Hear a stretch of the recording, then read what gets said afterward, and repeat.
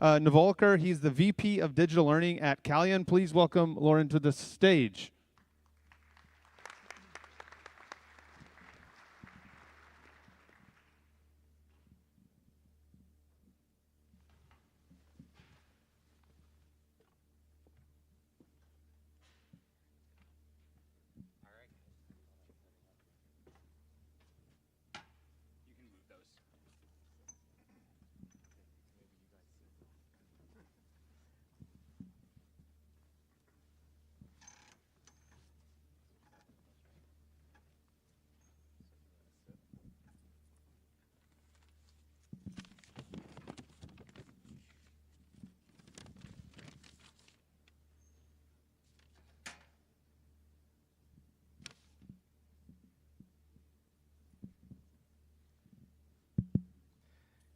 All right, as we're just getting set up here, is there an extra chair or am I standing?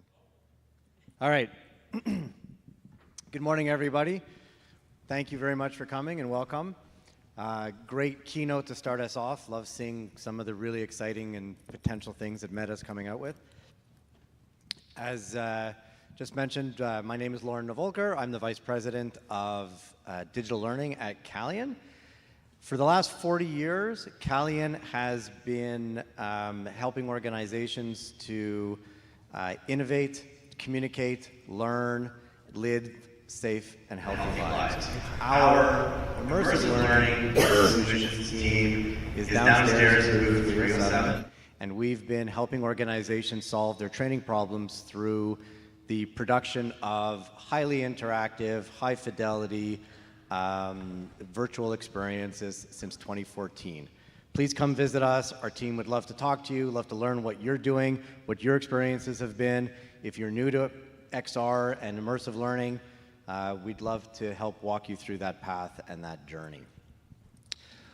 We are here today, though, to talk about the current state of XR, and we've got an incredible panel here with us from a wide range of different organizations, a very diverse background, and we're very excited to get started. We're a little bit behind schedule, so I'm going to try to maybe leave some time at the end for questions for the audience, but if not, the panel's all going to stay behind. We can, I guess, go outside afterwards and be happy to answer any questions that anybody may have. So with that, I'm going to ask each of you to please introduce yourself quickly and just give a quick blurb as to what it is that you're doing with XR and spatial computing. We starting on that end or this end? All right. Hi, everyone. Derek Jumpy. I lead our commercial innovation efforts at MGM Resorts International. For those that are not familiar with MGM, we're the small casino operator entertainment company in Las Vegas, Nevada. And it's my job to introduce and test new technologies for the organization. In areas of XR at the enterprise level, what we've explored from an operational perspective is, like most people here, guest interaction, security awareness training. We've also explored visualizing data, traffic flow, and gaming data on our casino floors. And then more from a consumer standpoint, we've also explored experiences like AR wayfinding, and also leveraging our IP to build new digital experiences in our lobbies. Thank you. I'm Jenny Taylor. I'm here with Duke Energy, leading our virtual crew. We have been doing virtual reality trainings and qualifications for the utility at Duke Energy for about 8 years now, so a little ahead of the curve there. And I've been with the utility industry going on 18, 19 years now, and digital transformation for about 8. Good morning, everyone. My name is Kate Donovan. I'm from Boston Children's Hospital. I'm the Clinical Director of Innovation, which is kind of just an overarching thing that I get to do cool things every day. I adopted XR probably about 17, 18 years now. We've been using it with patients and families, and we've also been using it for education. And we're looking at new and different ways of utilizing XR as well as immersive technologies. I'm also the VP of Innovation for the American Medical Extended Reality Association and the senior editor for the Journal of Medical Extended Reality. And I say that because it just showcases how medicine is really excited about adopting these technologies, and we're just trying to share best practices. Thrilled to be here. Morning, everybody. My name is Michael Watley. I lead the Service Innovation and Performance team with Coca-Cola. So we do call center onboarding, as well as technical training. So the guys that go out and do the install and repair of dispensing equipment. So we're using extended reality in both of those implementations, as well as piloting some augmented reality solutions in our plant environments. Hi, my name is Kaylee Brown. I work for Pearson. I'm part of a small innovation group called Pearson Labs there. We really experiment with new and emerging technologies like AI, XR, quantum computing, all these sorts of things to see how we can help our learners achieve their goals. So mostly our in-market XR solutions reside in our English language learning division, but we've also been experimenting with use cases in higher ed, obviously. And then I've helped run some experimentation in our workforce skills division. Sort of as a company, we're learning a lot about VR. The last couple of years, we've been learning about what really makes an efficacious learning experience, how to use immersive, what works, what doesn't. And so now we're at the point where we're trying to implement all of what we've learned over the last couple of years. My name is Brian Melvin. I work for CBRE, one of the world's largest commercial real estate companies. One of the things we do is facilities management, where we'll go in and manage, we'll do all the maintenance for your building. So we have deployed the Microsoft HoloLens mixed reality headset for our building engineers and building technicians, primarily for remote support and remote inspection. Thank you very much. All right, so with some of the questions. You all have experience implementing and, more importantly, also ensuring adoption, which is more than just hoping that things get launched and work. For the audience today, I'd like to get a sense or ask a few of you to just explain or give what are some of the most important lessons that you have learned when it comes to whether it be the implementation, the adoption, getting a business case from your experience around implementing XR. So I'm going to start with Michael, if I could. Sure. So some of the biggest lessons that we've learned kind of along the way is IT is one of your biggest partners. Make sure that they're on board. They're the ones that are going to be supporting hardware, software, any kind of implementation that you do.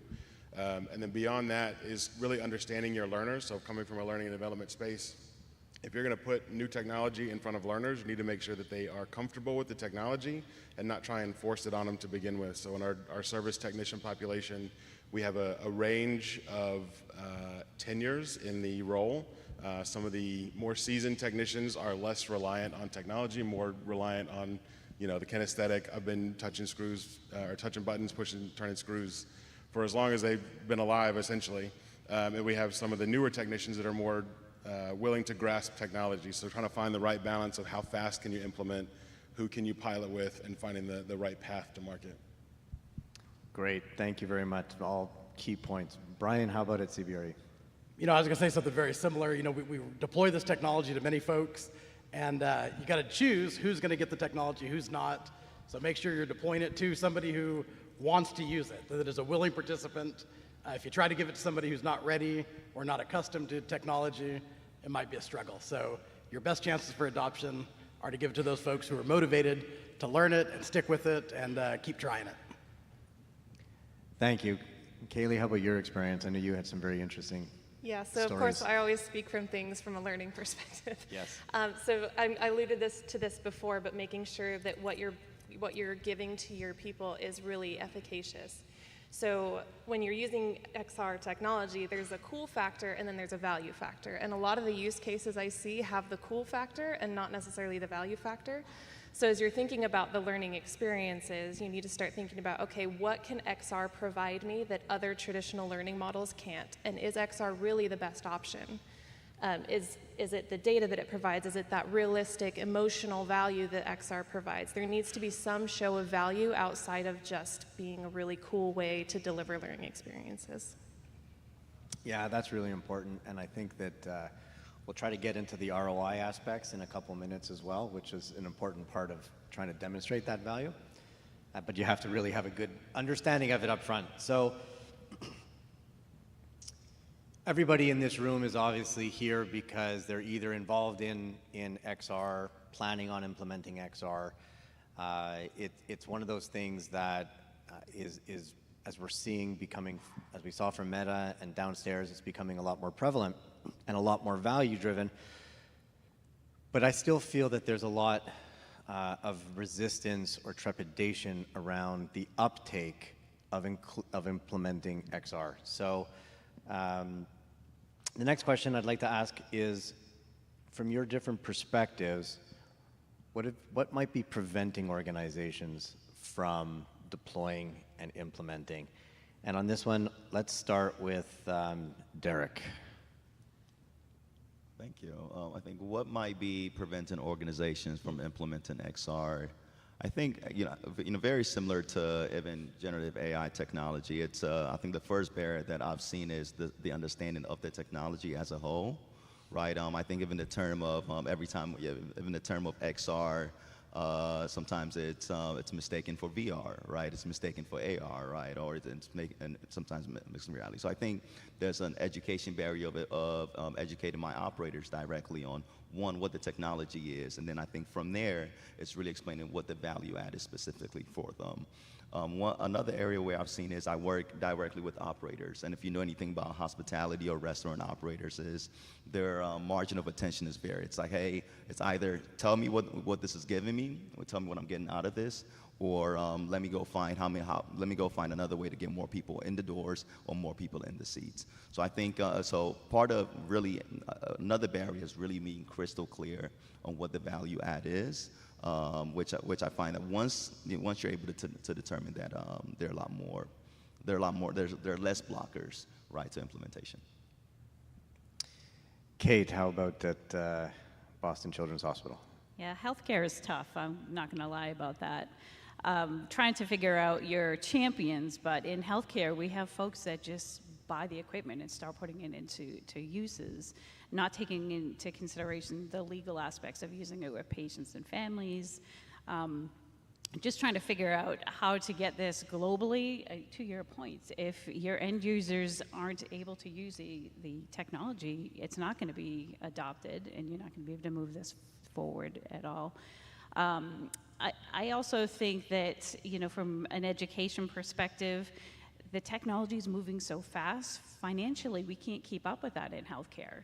And a lot of things like licenses that are, yearly licenses, we might be able to get a year license with, some grants and whatnot, but unfortunately, we wouldn't be able to keep going for the next year, and people are looking for it. So it's trying to figure out how to do that balance with that. I think that's yeah, I think that's really important. Obviously, with the news recently of Microsoft and the HoloLens, and people have made the investments, and I mean that's obviously a big challenge. And I say I have a boneyard with 15 to 17 years worth of equipment. It's a great museum, but it is truly a boneyard with money attached to it. Exactly. You can tell someone who's been in the industry long enough when behind them on their Teams and Zoom videos is all the different headsets that they've put away over all the years. Jenny. Yes, I agree with both of you. It is very difficult to, as a utility, it's kind of, we have to do things the way we have done things in some people's minds. So digital transformation can be scary for some. We do have supportive leadership, but really ensuring that we're solving for a problem. And going back to what you're saying, is if you don't have a problem that you're solving for using, everyone wants to go to VR because it's cool, it's exciting or whatever, but a lot of our leaders are saying, well, my grandkids use headsets. Like, we're not using them in the office. We're not playing games in the office. So having to switch that mentality to, we're not playing games. We're helping safely train and qualify technicians in an immersive environment in a safe way. I think safety is really key for us. But when someone comes to us with, we want to put this training in VR, or anything they come to us with, is what problem are we solving for first? So I actually have them create a problem statement. We have a quick exercise. It takes about 40 minutes for them to work with our team to create a problem statement. So what problem are we solving for? And then let's talk about, is VR, XR, AR, MR, is that the right solution for you? If not, we're happy to say not right now, maybe in the future, or maybe there's another problem we can solve for. So making sure, number one, we're solving for that problem, and number two, we're bringing along the product owners or those trainees and the trainers to build the solutions with us once we do find that problem we're solving for. So that way they're key stakeholders, and they are our biggest cheerleaders because they helped build the application with us, because we do work in an agile environment. So those are our two biggest takeaways for that. Lord. Please go ahead. And I'd like to add to that, where a lot of times the VR tech can be the solution to a number of different problems. However, is it the best solution? Right. An example I'll give you is if you've ever been on the casino floor navigating and finding various tables, various amenities in a resort experience is actually pretty challenging. Right, and we know that AR wayfinding could potentially be a good solution. But however, it's the utility of just building a 2D map, right? Does that actually solve the problem of actually being able to find amenities? And that solves the problem. But it also, I think, also being able to paint the picture of hey, this is the roadmap from a 2D solution to an AR solution, right? That actually has augmented commerce experiences built in is how we should think about it. But it's not the best solution for right now. And y'all are speaking to my innovation heart right now. I feel a kinship. No, but those are really, really important points because there is the novelty of it. And, I was just talking recently with somebody who was saying that there's a lot of these little innovation groups within organizations that buy 4 or 5 headsets, they experiment, they practice, and then they die on the floor. They never make it anywhere. And then there's the opportunities to implement at scale that can have really valuable impacts both to safety, to speed, to productivity. And with that, I'm actually going to segue that into the concept that we've all heard about with regards to XR and immersive and spatial tech is implementing and integrating it into the flow of work. So I'd like to ask for your experiences, a few of you, on how has it been incorporated in and how do you plan on incorporating it into flow of work? I mean, Derek, you just started touching on that. If you want to expand a little bit on that or tie that in to what you were just saying from a potential 2D option?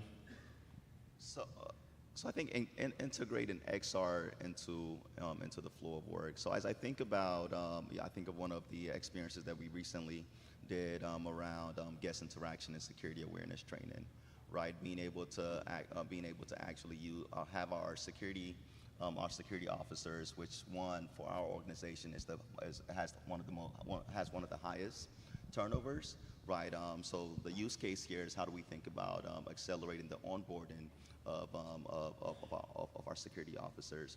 However, some of the barriers that we did experience kind of in that integration is with a lot of officers or people with a lot of officers, their background they're actually coming from military backgrounds, right? So there's also a fear of this. They're exposed kind of PTSD, motion sickness that actually makes the headset experience not the best experience for them. Right, so I think as you think about integrating into the flow of work, XR will be, when you think about your learners, when you think about your users, XR will be great. The headsets will be great for some users, but I think as you think about the implementation process, there's also going to be a specific group of the population that it's just not going to work for them. So you're still going to have to think about traditional methods of training for that organization. So I think being able to incorporate that, hey, we are transitioning, but also make accommodation for the users that will not be able to actually integrate or use the device or use the tool will be extremely important. Thank you. I'm also going to ask the question in this order to Brian, Michael, and then Jenny, because you are all implementing it in similar ways and have learners, users, performers on the go and need to have access. So Brian, how about if we start with you? So as I mentioned earlier, we use the Microsoft HoloLens. As we saw in the keynote, you have some devices that allow you to see the world around you through pass-through video, like the Quest 3, for example. And then you have other glasses like Orion that we were shown that's see-through technology. You can see the room around you. You're not seeing it through a camera and a lens. The way we use the HoloLens is we have technicians that are working on an air conditioning unit or an electrical system or plumbing or whatever. They're doing maintenance on a building, and they might get stuck. They might have a problem that they can't solve. So they put on the HoloLens, and they can pull up documentation. They can pull up a wiring diagram that's floating right in front of them as they do their work. They're hands-free. They can do the work, look at this checklist or a video or, some type of schematic. They also have the ability to call an expert, to call a subject matter expert that might be halfway across the country and talk to them. And that subject matter expert can see what they see. They can draw arrows and point to things. So it really is a case where they are using it as they're doing their work. They're not in a classroom. learning how to do something, although they could do that. We're primarily using it as they're doing their work and helping them troubleshoot. We also use it for, we might go in and do some type of a refurbishment of we might build a new, the lobby of your office building. We might do a refurbishment there, and we can use it for project updates, where we go in, we have the HoloLens on, we show the video, we talk about it, and the client might be in New York, and they can see from hundreds of miles away, see the work we did, and we can go through and point out different aspects of the construction project. Michael? Yeah, I think we're in a very similar place. What we're trying to get to at this point is, as we implement more XR solutions for our technicians, it's that hands-free environment to be able to pull up schematics, manuals, tutorial videos as they're working, and also have the option for remote support, where a support agent can draw on the screen, say, hey, you need to tighten this, you need to replace this component. That kind of stuff is where we're headed. But right now, when we did a pilot on an augmented reality solution, it's one of those things where we got burned on it because it was one of those shiny object syndromes. We wanted to implement the cool technology, but we had to do it on a mobile device, right? We weren't implementing headsets throughout the technician population. So it was one of those things where they would have to hold a phone and then try and turn a screw at the same time, and it's just not feasible, right? It defeats the purpose of implementing the technology. And then in our plant space, we're doing something similar. So in our augmented reality solutions there, we're looking at digital work instructions. So how can you onboard and upskill new plant workers to do certain tasks, but we want to be able to enable them to use technology to be able to accomplish a task faster than just sitting through a training classroom or something like that. So being able to do things on the floor, on the job, and more building that muscle memory, that's where we're trying to get. Great. Jenny? Yeah, so we are implementing XR solutions all throughout Duke Energy, from the field to generation to transmission to our corporate offices to our DC offices, where we get commissioners in headset to tell them how we're transitioning to a clean energy future with neutral carbon emissions. So just to give you a couple examples that have been really successful in the field, our natural gas business unit was one of our first early investors about 8 years ago, and understanding that the training that they were doing in the field just wasn't hitting, meaning you can't really cut a gas pipeline and have it leak to train someone, right? So they would have fake tarps over something, or they would have fake lines that are cut that you obviously can say, okay, we know there's an issue there. And the instructors and the qualifier industry that qualifies for the industry was like, this doesn't cut it for training, like you have to come up with something better. So we actually created our first virtual reality experience for that group to really actually have hazardous things happen in headset in different orders. You can't really cheat the system with it, and you're actually able to do the work in a safe environment without, you can make as many mistakes as you want in the sandbox environment, and then you can actually finish your training, and then you can actually qualify in headset. We were one of the first utilities to qualify gas technicians in headset, as well as electrical operators for transmission and headset. So it was a big deal for us to have those early adopters and believe in the technology. So that's how we're implementing it in the field. Also in nuclear generation facilities, being able to safely train folks and get ready for outages, for nuclear outages, is a big deal for us. I worked in nuclear for over a decade, so that is one that speaks to my heart when we get to work with the nuclear groups. And then we're also, like I said, in DC, our CEO uses it to meet with other CEOs around the world. So being one of the biggest utilities in the US, it's really influential for us to be able to implement something, show an ROI, speaking of ROI, being able to show the cost savings, the time savings, the safety, the effectiveness of learners coming out of the headset, and we ask them questions, we have them fill out surveys now in headset, but say, did you appreciate this experience? Would you recommend it to your peers? Just that really easy NPS survey to say, like, yeah, I really enjoyed this. I would recommend this training to our peers. Who recommends trainings, right? So that's big for us to be able to have those people say to their leadership, we appreciate this training, and it's changing the way we do work today.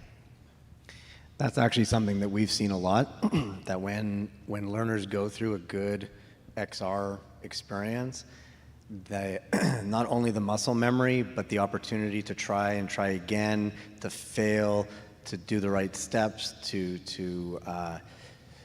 that when they get into the field, wherever that is, that the tool that they're looking for is where it's supposed to be, it looks the way it does, it's completely relevant to them, and then they start asking for more. And there's a tangible benefit really to that. It's been, and I've seen a lot of heads nodding, and it's something that you don't necessarily experience unless you've lived it, and I'm sure a lot of people here have.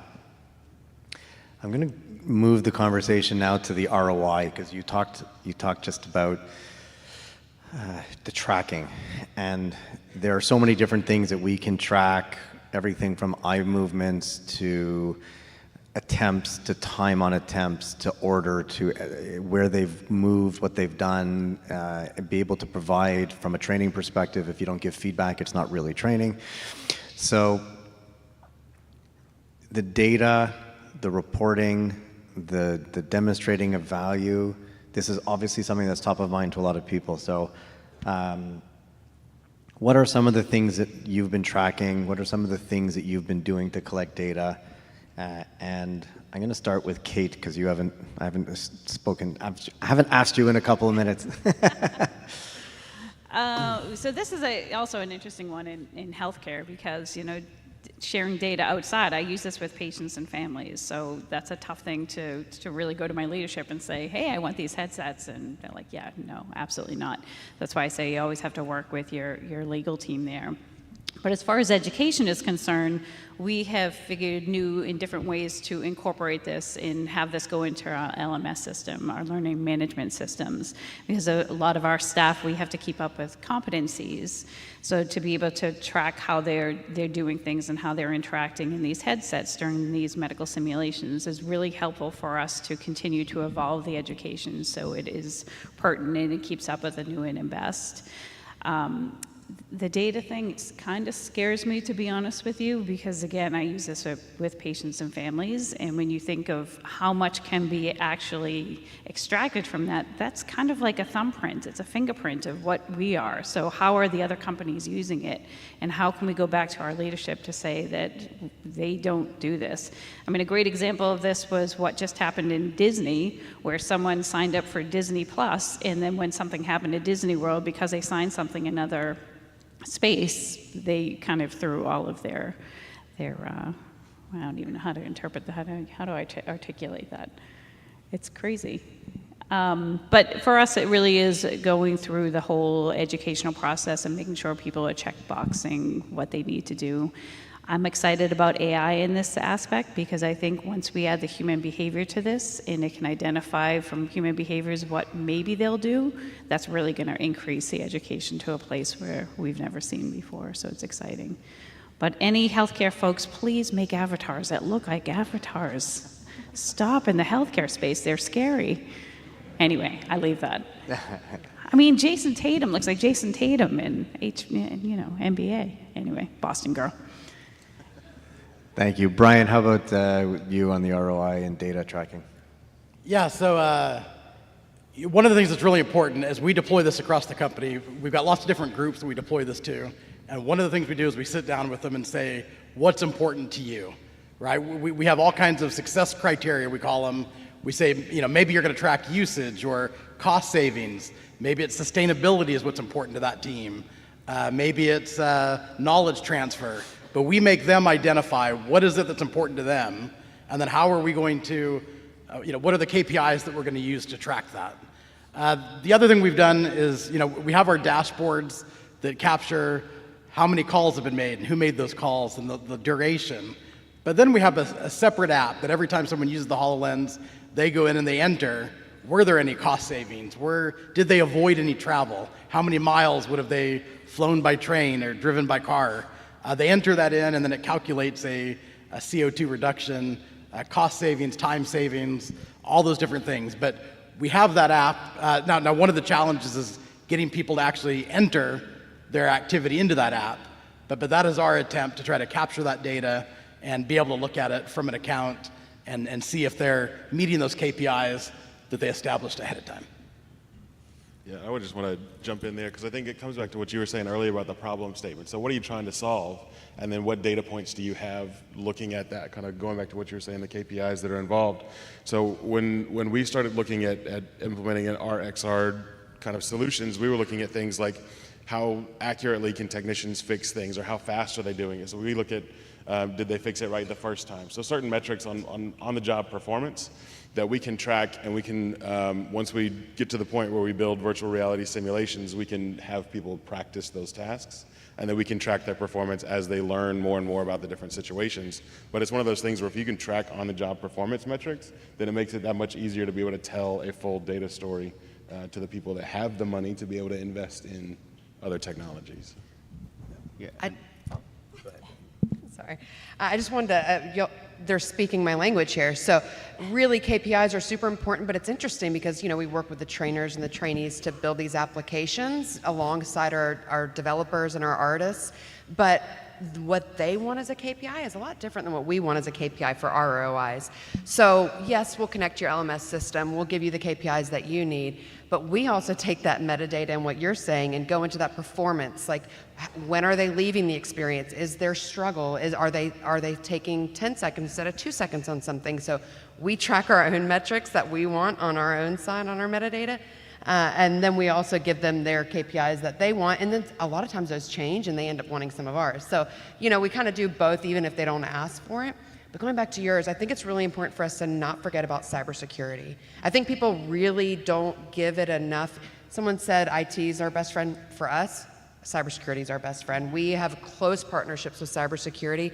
And when people start to build these apps, that's the last person they think about. But it's one of the most important aspects of building especially for companies manufacturing or people with PI data, personal identification data, or companies like utilities that if someone breaches our network, it could take out half the United States power. So it's super important for us to be best friends with cybersecurity, even though some of our developers don't love when I bring cyber into our discussions, but it's super important, so please don't forget about that, even when you're creating your KPIs and metrics. And I promise to keep this short, but I think when it comes to ROI, one of the significant impacts of immersive training versus traditional training or immersive use cases is just improvement in certain quality, right? And training quality and service quality. And at the end of the day, that always comes to be able to, what that eventually ties back to is retraining cost. Right, the cost of retraining, the cost of retraining, and the cost to onboard new people. So I think when we think about ROI, not only should we be tracking kind of the quantitative impacts of training hours and service and quality, service quality, training quality improvements, but also the qualitative side of things. Also, it's very empirical that you get feedback, right, from the users on how on the difference between the traditional training experience and its impact on their ability to do their work, long term. Go ahead. I was going to say, this is something I get really nerdy about. Prepare yourselves. But I started out my career at Pearson in the Assessments and Qualifications Division, specifically for K-12 assessments. And I love assessments because what's the point in learning if you or the learner don't know what you've learned at the end of the experience? So exactly what y'all are saying. But as aside from my love of assessment as a theory, I think that the execution of it can be drastically improved. We haven't changed how we've done assessments for decades. So if you think about XR as an input into that, you're not giving students a passage and saying, what PPE would you put on to perform the scientific experiment, right? You're putting them in an environment where they can actually look, and you not only can see if they picked up the right things, but similar to what you were saying earlier, you can see where they looked. Did they hesitate? Did they pick these up? And this isn't to judge the student by, but to understand more about where they're actually at in their learning experience, and not only for the assessor, but for the students, because assessments is currently really built for the assessor, not for the student. And so we talk about, in labs all the time about this idea of metacognition. So does the student know what they know? And with XR, you can really pinpoint exactly where a student is at in their journey using the extra data like hand tracking, like eye movement, head tracking, all of these things. But similar to what you're saying, I won't go into blockchain technologies, but I'm really tempted to. You can. I'm a geek, so do it. But this idea of students and learners owning their own data, it requires a lot more learning on the students' part to know how to handle their own data. But instead of giving it to an institution, they own that. They can say, I want this, part of my learning journey to be shared to this employer, right, to help me get a job. But the rest of this stuff I want to keep just for me because it's for my own personal learning, and assessment ideas of what I know. Absolutely. And we're going to get into AI in a second. It's going to be the next question. But one thing I did want to add, because I've already had a couple conversations down in the trade show this morning, one aspect of ROI when it comes to things like immersive learning experiences is access and to heavy equipment and the ability to be hands-on without actually taking something off of a line or bringing something to a training environment that costs money by it either being moved or not being available to the people who are generating the revenue with it. So that's another big value, and then you maximize the time on those equipment. So that's another, I think, a good ROI argument to be made. Okay, it's not going to be a conversation in 2024 if we're not talking about AI. So when it comes to AI, how have you seen it or starting to deploy it? And yes, we could talk about this probably another hour, hour and a half, but we only have 8 more minutes. So let's try to just do a couple key points on how we're seeing and how you guys have been using AI. I'm sure you're all going to want to key in on this, but I have Derek kicking us off. I promise to be brief, but how we're using AR is one to accelerate the development of experiences, right?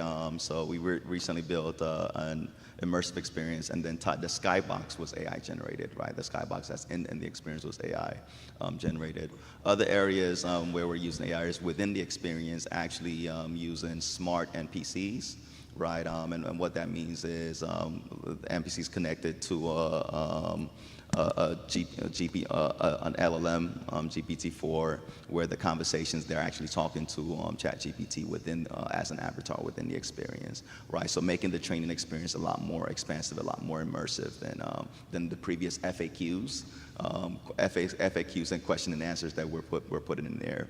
And then the last area that we're using AI particularly is to generate some, I think I shared a bit more about the experience of being able to visualize traffic flow on the casino floor, right? So actually being able to generate synthetic data to be in those visualization experiences. So I think those are, one, to accelerate development of the experience, and two, within the experience, using it to enhance the experience, and finally using it to actually just create new data points, right, to be able to visualize data within the experience. Thank you. Kaylee, how about if you go next? Yeah, so we see a lot of use cases, and this year for labs has really been the year of convergence for us. So last year we were kind of looking at technologies in isolation, and this year we've seen a lot of convergence. So AI and XR has been the biggest area of convergence. Our biggest use cases are obviously in ELL. If you think about being able to have a conversation with an AI bot who's very non-judgmental, so even though I can barely speak English some days, they're not going to judge me for not knowing the word for something. And so when you're learning a language, that kind of thing can be really helpful. So we're piloting AI called Luna within our Mondly app, and as we start to bring that into XR, you can be in a real restaurant environment, and it reduces a lot of anxiety when you do travel abroad because you've done this before. You've been in this situation before in a very realistic kind of feeling, kind of way. I think the other use case that I'm personally really excited about that we've been doing some preliminary work in is this idea of soft skills, things like critical thinking, problem solving. You can put somebody in an XR environment to help them learn more about these things, and not only are you getting that XR experience, but if you add AI into that, you're suddenly creating a choose-your-own-adventure style narrative. It becomes a lot more engaging. It becomes a lot more efficacious to be able to actually run your own, you create your own environment, and you learn a lot more, and then you've been in this situation before. You've had this difficult conversation with a manager before. So. Anyone else want to jump in on that? I'm sure you all do. I would say along the same lines, from the learning development space, I think it makes conversation, soft skills practice a lot easier because you get an opportunity to look at things like emotion and tonality in a back and forth conversation. But then also from the technical side, one of the things that we've implemented over the past year or so is almost like a triage support. So technicians in the field, if they have a situation, they can just type into a chatbot How do my dispenser's leaking water, what should I do? And then it'll search through our entire knowledge base and spit back some documents, some troubleshooting steps, or whatever it might be, so that the technician kind of does a self-help process before calling for additional support if they need it.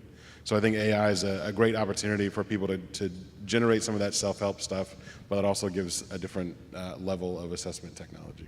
We've done the same thing. We told employees, don't use ChatGPT, don't use AI, but we have to give them something else. We can't just say don't do something. So we built our own internal ChatGPT at Duke Energy that goes across the system so they can ask questions that it pulls from all of our databases, all our publications, all of our everything on our intranet to give them the solutions they need. And then we also use AI for several things, both in XR and just digital transformation as a whole. So yeah. We did the same thing at Children's, so we had guardrails up for safety, so exactly the same. Okay, we're coming up to the end. Thank you again very much. But what I'd like to do to wrap up is, if we can maybe start at Brian and work our way over, is the speed at which things are evolving is ridiculous. We saw it with Meta just before.